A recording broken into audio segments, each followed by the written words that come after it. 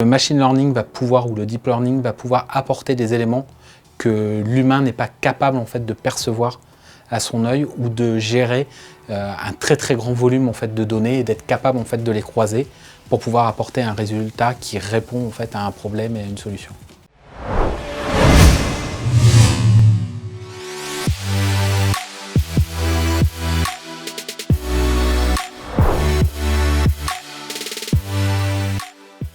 Alors le machine learning, c'est une partie, un segment de l'IA, de l'intelligence artificielle au global, et c'est comment, par des algorithmes informatiques, on peut se reproduire et résoudre des solutions qu'on n'est pas capable de pouvoir développer par des algorithmes simples. Et du coup, le machine learning dedans, ça va être une partie où on va faire apprendre à l'ordinateur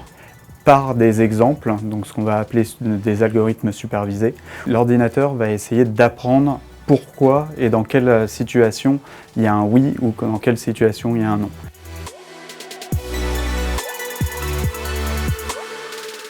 L'IA va permettre de nous sortir de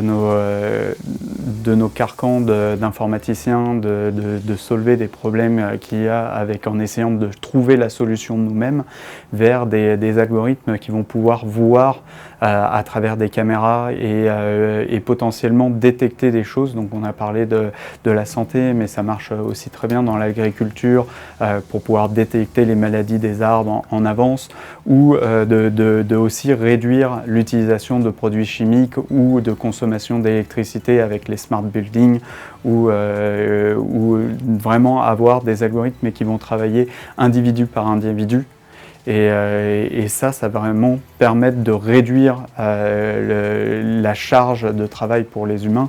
Et du coup, on peut imaginer d'avoir des algorithmes d'IA qui vraiment touchent la vie des gens. Moi, je vais parler essentiellement de la santé, parce que c'est le domaine en fait que je connais le mieux. L'IA a une capacité derrière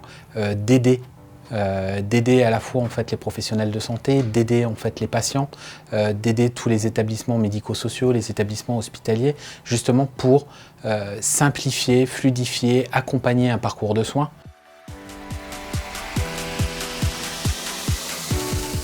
Tous ces modèles-là se basent et sont de plus en plus efficaces plus il y a de la donnée qui est dedans. Et forcément, l'acquisition de ces données pose des problèmes et des challenges. Il y a tout un côté éthique qui est important, c'est-à-dire qu'on ne pourra pas substituer un médecin, un professionnel de santé, un infirmier, un pharmacien, en disant voilà, l'IA en fait va faire. Il y aura toujours besoin en fait de cette composante en fait humaine. On voit que les gouvernements commencent à réguler, donc on a eu la RGPD en France pour réguler l'utilisation et la collecte des datas qui sont dedans. On commence à se poser les questions justement dans les lois bioéthiques de l'utilisation du machine learning dans des cas qui sont appliqués où on va avoir des décisions qui peuvent changer la vie des gens. Si on prend la décision de dire voilà, on va essayer le machine learning ou des algorithmes d'intelligence artificielle, c'est de poser en fait tout le cadre à 360 autour en fait de ces algorithmes. Donc que ça soit en fait de l'éthique, que ça soit la protection en fait des données, que ça soit quel modèle on va mettre en place, comment on va le sécuriser, quels vont être les hébergeurs de données de santé, est-ce qu'ils correspondent à toutes les exigences en France, puisqu'en fait il faut vraiment en fait que tout ça soit sécurisé, qu'il y ait une transparence au niveau en fait du patient en disant voilà, on a utilisé vos données pour telle ou telle chose. Toutes ces questions-là, en fait, il faut se les poser.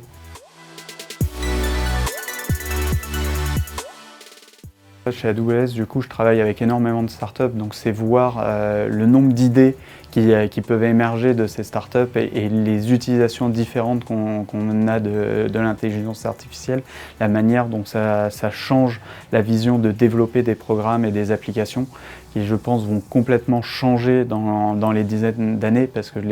la complexité augmente de nos applications et on peut très bien imaginer de plutôt coder des environnements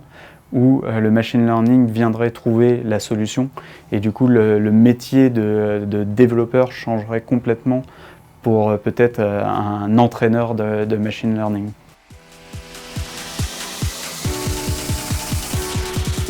Il y a énormément de gens et de gens très